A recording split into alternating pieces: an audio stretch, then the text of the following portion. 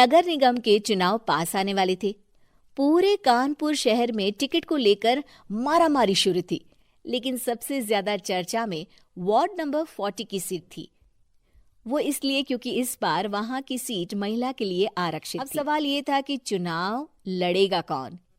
इससे पहले ठाकुर साहब वहां से पार्षद थे और इस बार उन्होंने अपनी पत्नी सीमा ठाकुर को टिकट दिलवाई और ठाकुर साहब की शान के कारण सीमा जी ने 20,000 वोटों से चुनाव जीत लिया। अरे बधाई हो सीमा भाभी, अब तो आप वार्ड की पार्षद बन गई हैं। अब तो हमारे काम आप ही करवाएंगी।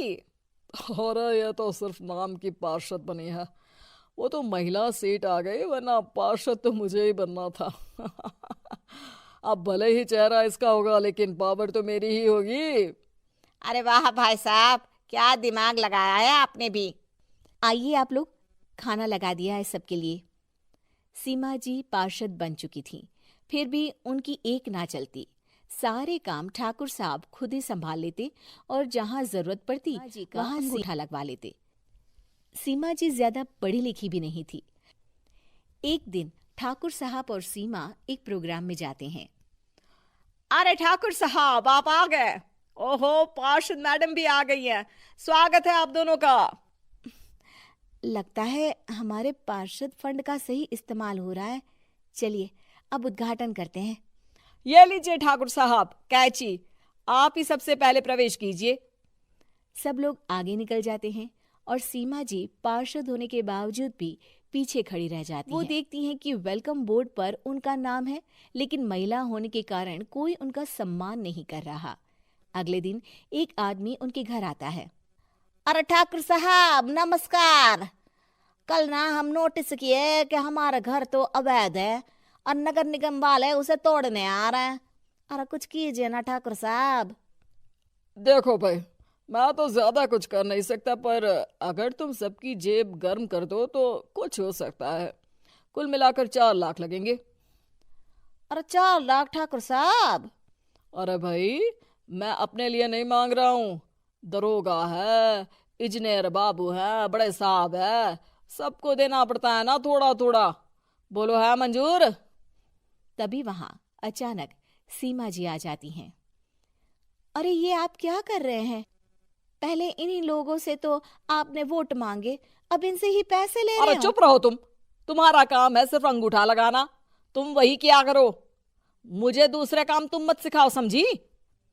और तुम ना जाओ, अब पैसे लेकर आओ, वरना जेसीबी किसी भी वक्त आती होगी। सब कुछ ऐसे ही चलते रहता है। एक दिन सीमा जी और ठाकुर साहब को एक लोकल मीटिंग में बुलाया जाता है। वहां पर कई और अधिकारी लोग भी मौजूद रहते हैं। अब मैं चाहूंगा कि ठाकुर साहब हमारे बीच 2 शब्द कहें। मेरे प्यारे भाइयों और बहनों, आज मेरा सौभाग्य है कि मैं आप सबकी सेवा दिन रात कर पा रहा हूं। आपने मेरी पत्नी को भारी मतों से जिताया है, इसलिए मैं आप सभी का शुक्रगुजार हूं। मैं आप सबसे वादा करता हूं कि हमेशा की तरह हमारे वार्ड में किसी को कोई तकलीफ नहीं आने दूंगा। सभी लोग तालियां बजाने लगते हैं। अब मैं माननीय पार्षद मैडम को स्टेज पे बुलाना चाहूंगा। अपने नाम को बुलाया सुनकर सीमा जी एकदम चौंक जाती है। उन्हें बिल्कुल उम्मीद नहीं थी कि इतनी बड़ी जगह उन्हें मंच पर बुलाया जाएगा। जैसे तैसे वो मंच पर चढ़ती हैं। ऊपर जाते ही सीमा जी को सारी पुरानी बातें याद आ जाती हैं कि किस तरह उनके पति उन्हें कभी भी आगे बढ़ने नहीं देते और उनके नाम से गलत काम करते हैं। वो बोलने लगती हैं, मैं आपके वार्ड की पार्षद सीमा हूं। आप में से बहुत कम लोग ही मुझे जानते होंगे, क्योंकि इससे पहले मुझे कभी ऐसा मौका ही नहीं मिला। सारे मौके मेरे पार्षद पति यानी आपके ठाकुर साहब ही लेते रहे, लेकिन आज ये मौका मुझे मिला है तो मैं इसे ऐसे ही नहीं जाने दूंगी। मैं आपको ये बताना चाहती हूँ कि आपके ठाकुर साहब मेरे नाम की आड़ में गैर कानूनी काम करते हैं, जिस पर अंगूठों के निशान मेरे होते थे। इसीलिए मैं अपनी गलती मानती हूँ और आज अपने पद से इस्तीफा देती हूँ, ताकि आगे से कोई गलत काम ना हो पाए। अब फैसला आप सबके हाथ में है कि आप हमें क्या सजा देना चाहते हैं। सीमा जी की बातें सुनकर ठाकुर साहब के चेहरे का रंग उड़ जाता है और वो शर्म से मुंह नीचा करके वहां से चले जाते हैं और पद से इस्तीफा देकर ही सही सीमा जी अपने आप में आत्मविश्वास महसूस करती हैं।